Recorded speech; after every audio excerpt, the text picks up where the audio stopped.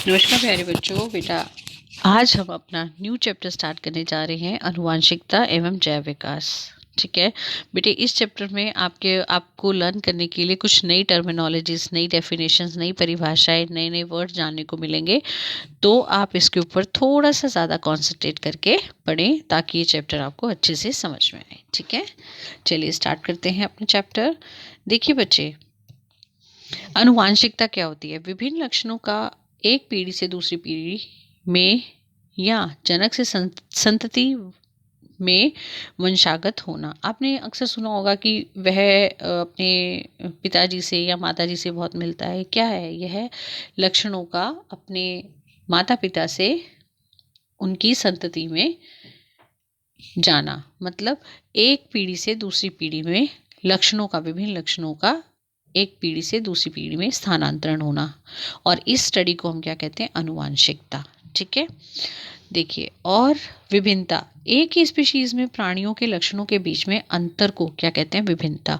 बेटा, विभिन्नता जो होती है, जब लैंगिक जनन होता है तो विभिन्नता आ ही जाती है, क्योंकि जो डीएनए कॉपिंग होता है, जो डीएनए जब जो हेरिडिटरी मटेरियल डीएनए होता है, उसकी वजह से विभिन्नता आ ही जाती है। तो जो विभिन्नता होती है वह एक स्पीशीज में प्राणियों के लक्षणों के बीच में अंतर को विभिन्नता कहते हैं। मतलब एक ही स्पीशीज होगी लेकिन वो देखने में कुछ कुछ भिन्नता, उनका बेसिक स्ट्रक्चर बेटा सेम होगा, लेकिन कुछ कुछ विभिन्नता होंगी। ठीक है, तो वह, और बेटा वो विभिन्नता बहुत सारे फैक्टर्स के ऊपर डिपेंड करती है जो हम आगे भी पढ़ेंगे। ठीक है, उसके बाद आता है बेटा, देखिए जीन्स।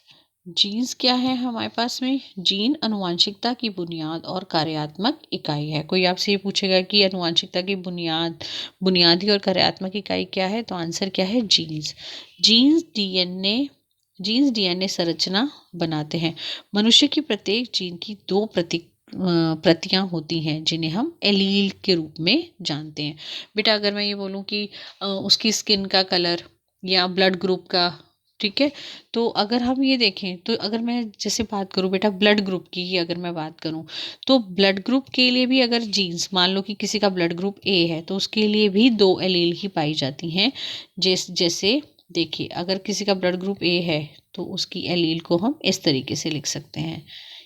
ठीक है, या ये, तो हर एक करेक्टर, ये करेक्टर तो एक ही था ना बेटा, गुण तो एक ही था, क्या? ब्लड ग्रुप, और वो भी कौन सा? ए वाला, लेकिन एलील क्या है? दो। ठीक है, तो इस प्रकार हर एक गुण के लिए हमारे पास एलील जो है वो दो उसमें पाई जाती हैं। ठीक है, उसकी दो प्रतियां होती हैं। प्रत्येक माता पिता से, दोनों प्रतियां कैसे हैं? माता या पिता से। एक जीन के एलील में विभिन्नता एवं विशिष्टता, एक जीन जो होती है, जीन मतलब वो विभिन्नता और विशिष्टता के लिए ही जिम्मेदार होती है। अब देखिए बच्चे, यूकैरियोटिक सेल्स।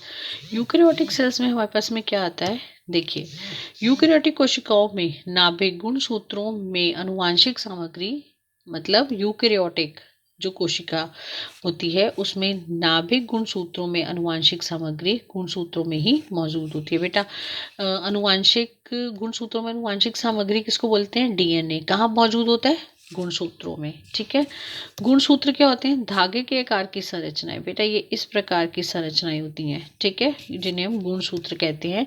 गुणसूत्र धागे के आकार की संरचनाएं होती हैं जो आनुवांशिक जानकारी को एक पीढ़ी से दूसरी पीढ़ी तक ले जाती हैं। जैसे हमें पता ही है गुणसूत्रों पे बेटा, जैसे ह्यूमन बींग्स में, मानवों में गुणसूत्र कितने होते हैं? 23 का पेयर होता है बेटा, जिसमें 22+1, ये 22 जो है यह शारीरिक संरचना बनाते हैं, और यह एक क्या कहलाता है आपका,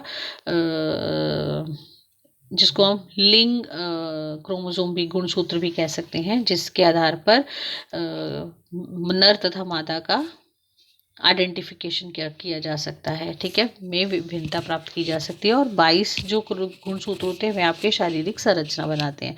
तो गुणसूत्र धागे के आकार की संरचनाएं होती हैं जो आनुवांशिक जानकारी को एक पीढ़ी से दूसरी पीढ़ी में ले जाते हैं।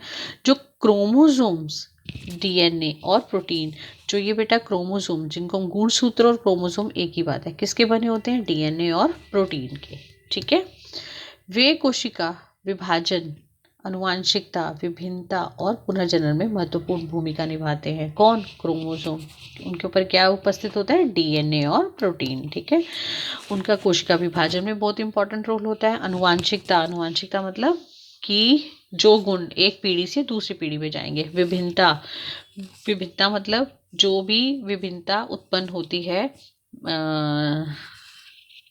जनक और संतति के बीच में और पुनर्जनन में बहुत महत्वपूर्ण भूमिका निभाते हैं। डीएनए डीऑक्सीराइबोन्यूक्लिक एसिड मनुष्यों में वंशानुगत सामग्री है। ठीक है, तो मनुष्यों में जेनेटिक मटेरियल जो वंशानुगत जो गुणों को एक पीढ़ी से दूसरी पीढ़ी में स्थानांतरण करता है वह है हमारा डीऑक्सीराइबोन्यूक्लिक एसिड। सारी इंफॉर्मेशन यहीं पे ही होती है। और सभी अन्य जीवों में एक व्यक्ति के शरीर में लगभग हर कोशिका में एक समान डीएनए होता है। मतलब हर कोशिका में एक समान ही डीएनए पाया जाता है। अधिकांश डीएनए पर यह हर व्यक्ति में अलग अलग होगा। ठीक है, अधिकांश डीएनए कोशिका नाभिक में होता है जहां इसे परमाणु डीएनए कहते हैं। लेकिन डीएनए में थोड़ी मात्रा में माइटोकॉन्ड्रिया में भी डीएनए थोड़ी मात्रा में माइटोकॉन्ड्रिया में भी पाया जाता है। ठीक है, लक्षण एक जीव की एक विशेषता है। लक्षण जीन या पर्यावरण द्वारा भी निर्धारित किए जा सकते हैं। जैसे मैंने आपको बताया, जीन में अगर चेंज आ जाएगा तो लक्षण जो हो जाएंगे थोड़े बदल जाएंगे। ऐसी पर्यावरण द्वारा भी प्रभावित होते हैं लक्षण। ठीक है, नेक्स्ट देखिए बच्चे,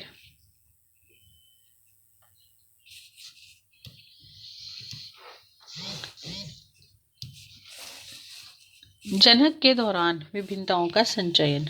पूर्ववर्ती पीढ़ी में वंशगति संतति को एक आधारिक शारीरिक अभिकल्प एवं कुछ विभिन्नताएं प्राप्त होती है। बेटा, जो पुरानी पीढ़ी है, ठीक है, पुरानी पीढ़ी से नई पीढ़ी में, ठीक है, कुछ बेसिक स्ट्रक्चर शारीरिक अभिकल्प शारीरिक जो डिज़ाइन होगा वो क्या रहेगा? सेम रहेगा, लेकिन कुछ विभिन्नताएं भी प्राप्त हो सकती हैं।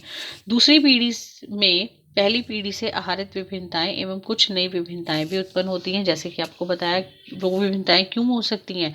वह विभिन्नताएं पर्यावरण के कारण भी हो सकती हैं और जीन के अंदर चेंज आने की वजह से भी हो सकती हैं। बेटा, जैसे चित्र 1 में दिखाया गया है, अभी आपको दिखाती हूँ। जब चित्र 1 में उस स्थिति को दर्शाया गया है जबकि केवल एकल जीव जनन करता है, जैसा कि अलैंगिक जनन में होता है। यदि एक जीवाणु विभाजित होता है तो परिणामतः 2 जीव उत्पन्न होते हैं, जो पुनः विभाजित होकर 4 जीवाणु उत्पन्न करते हैं, जो आपस में जिनमें बहुत अधिक समानता होती है, बट उनमें भी आपस में बहुत कम अंतर होगा, जो डीएनए प्रतिकृति के समय न्यून त्रुटियों से उत्पन्न हो जाता है। ठीक है, परंतु यदि हम लैंगिक जनन की बात करें तो विविधता जो होती है वो बहुत ज़्यादा होती है। देखिए बेटे, ये देखिए, ये आपका चित्र 1 है। ये आपको लैंगिक जनन के बारे में बताया गया। यह एकल जीव 2 में डिवाइड हो रहा है। देखिए बेटा, डीएनए में भी चेंज आने के कारण इसमें चेंजेस आ रहे हैं। जब ये फिर से फर्दर डिवाइड हो रहा है तो अब देखिए इसमें भी चेंजेस आ रहे हैं अगेन।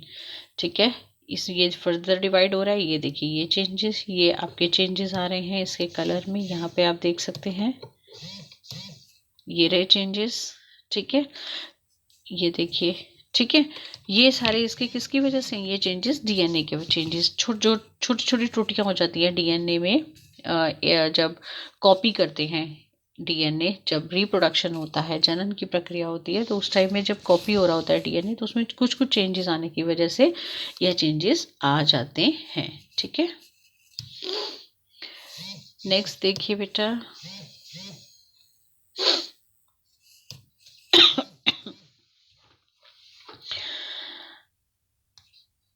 क्या सभी स्पीशीज में इन सभी विभिन्नताओं के साथ अपने अस्तित्व में रहने की संभावना एक समान होती है? नहीं, बिल्कुल नहीं, निश्चित रूप से नहीं। विविधता के आधार पर विभिन्न जीवों को विभिन्न प्रकार के लाभ हो सकते हैं। जैसे उष्णता को सहन करने की क्षमता वाले जीवाणु अधिक गर्मी से बचने की संभावना क्या होती है? अधिक होती है, क्योंकि उनकी बॉडी ने एक तरीके से अपने आप को क्या कर लिया? रेजिस्ट कर लिया, अपने बाहर के वातावरण के हिसाब से अपने आप को क्या कर लिया? एडजस्ट कर लिया। तो उनकी बॉडी जो है वो क्या कर पाएगी? बहुत अच्छे से ज़्यादा तापमान पे भी सरवाइव, ज़्यादा जिंदा रह पाएंगे वह बैक्टीरिया। ठीक है, तो बच्चे देखिए, नेक्स्ट है हमारे पास परिभाषित करना है आपको अनुवांशिकता। आप ये लिख देंगे, अनुवांशिकता की परिभाषा। विभिन्नता की परिभाषा ये रही बेटा। क्रोमोसोम की परिभाषा आपके पास में ये रही। गुणसूत्र धागे के आकार की संरचनाएं होती हैं, ये सारा लिखना है आपको। क्रोमोसोम हो गया। लक्षण, लक्षण बेटा ये रहे आपके, ये रहा आपका लक्षण की परिभाषा। 1 मिनट, आप यहाँ से देख के आराम से लिख सकते हैं बेटा। लक्षण,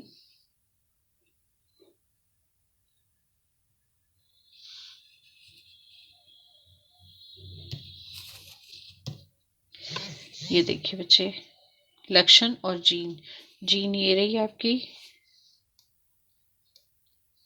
ठीक है। और लक्षण जो है, जिसको हम एलील के रूप में भी कह सकते हैं बच्चे, वह ये है आपके। आप ये लिख सकते हैं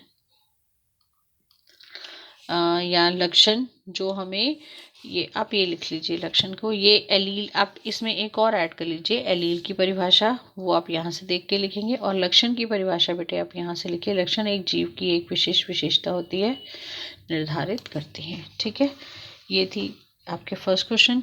सेकंड क्वेश्चन में, यदि एक लक्षण ए लैंगिक प्रजनन वाली समष्टि के 10% सदस्यों में पाया जाता है तथा लक्षण बी उसी समष्टि में 60% जीवों में पाया जाता है, तो कौन सा लक्षण पहले उत्पन्न हुआ होगा बेटा? डायरेक्ट, बिल्कुल सिंपल है कि जीवों में जो 2 लक्षण उत्पन्न हो रहे हैं, जिसकी प्रतिशत मात्रा अधिक है, वह लक्षण ही पहले उत्पन्न हुआ होगा। तो इसका आंसर क्या है? लक्षण बी जो है वो पहले उत्पन्न हुआ, क्योंकि उसकी क्या है, उसकी समष्टि ज़्यादा है, ठीक है। तो बेटे ये है आपकी वर्कशीट, इसको आप बहुत अच्छे से रीड करिएगा ताकि आपको बहुत समझ में आए, बिकॉज बहुत सारी न्यू टर्मिनोलॉजीज हैं इसमें बच्चे, ठीक है। तो this is all about today's worksheet. उम्मीद करती हूँ आपको समझ आई होगी। तो वीडियो को लाइक करो, शेयर करो एंड चैनल को सब्सक्राइब करो। थैंक यू बच्चे, टेक केयर।